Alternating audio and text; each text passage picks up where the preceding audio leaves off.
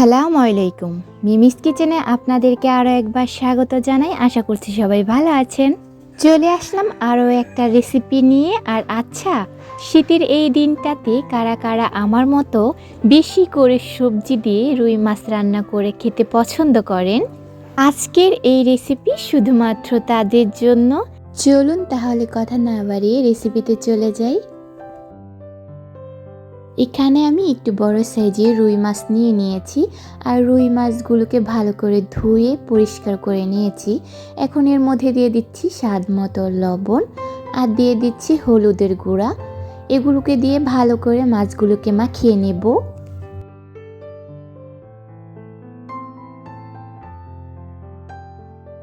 খেয়ে নেওয়ার পরে এগুলোকে আমি 10 মিনিটের জন্য এক সাইডে রেখে দিয়ে চুলায় একটা প্যান বসিয়ে দেব। আর প্যানের মধ্যে দিয়ে দিচ্ছি পরিমাণ মতন তেল।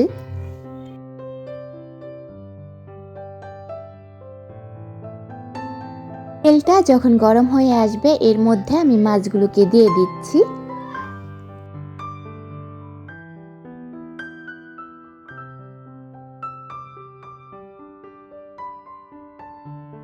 মাছগুলো যখন একটা পাশ হয়ে আসবে তখন এগুলোকে আমি উল্টে দিচ্ছি। আর আপনারা চাইলে এর চাইতেও বেশি ভেজে নিতে পারেন, কিন্তু আমি এগুলোকে হালকা করেই ভেজে নেব।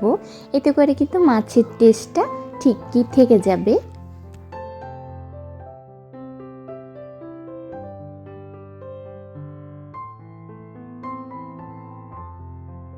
মাছের দুই পাশ যখন হয়ে আসবে তখন মাছগুলোকে আমি তুলে নেব।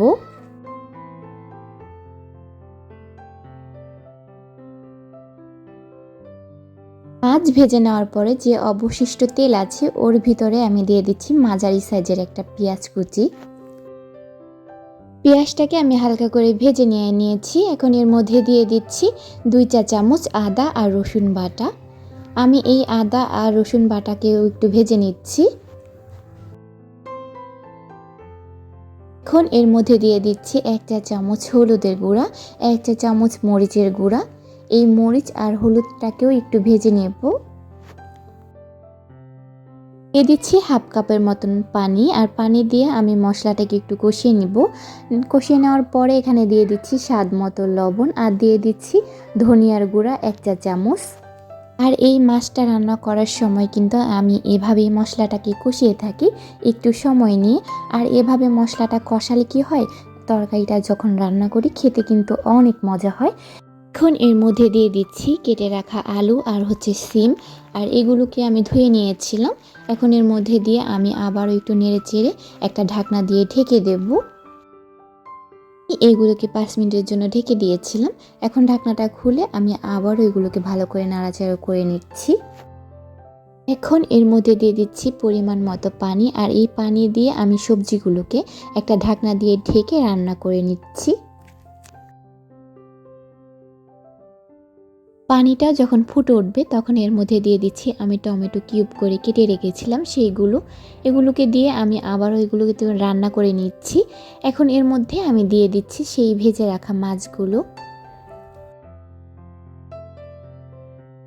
মাছগুলো দিয়ে একটা ঢাকনা দিয়ে আমি আবারও রান্না করে নিচ্ছি। ঢাকনাটা তুলে দিলাম। এখন এর মধ্যে দিয়ে দিচ্ছি ধনিয়া পাতা কুচি। আর এই পর্যায়ে কিন্তু মাছটা হয়ে গেছে। এর মধ্যে দিয়ে দিচ্ছি আগে থাকতে ভেজে রাখা জিরের গুঁড়ো। এগুলোকে দিয়ে আমি আবারও এগুলোকে একটু নাড়াচাড়া করে তারপর নামিয়ে নিচ্ছি। ঘরোয়া আর অল্প উপকরণ দিয়ে এই রুই মাছ রেসিপিটা আপনাদের কাছে কেমন লাগলো সেটা অবশ্যই কমেন্ট করে জানাতে ভুলবেন না। সবাই ভালো থাকবেন, সুস্থ থাকবেন। আল্লাহ হাফিজ।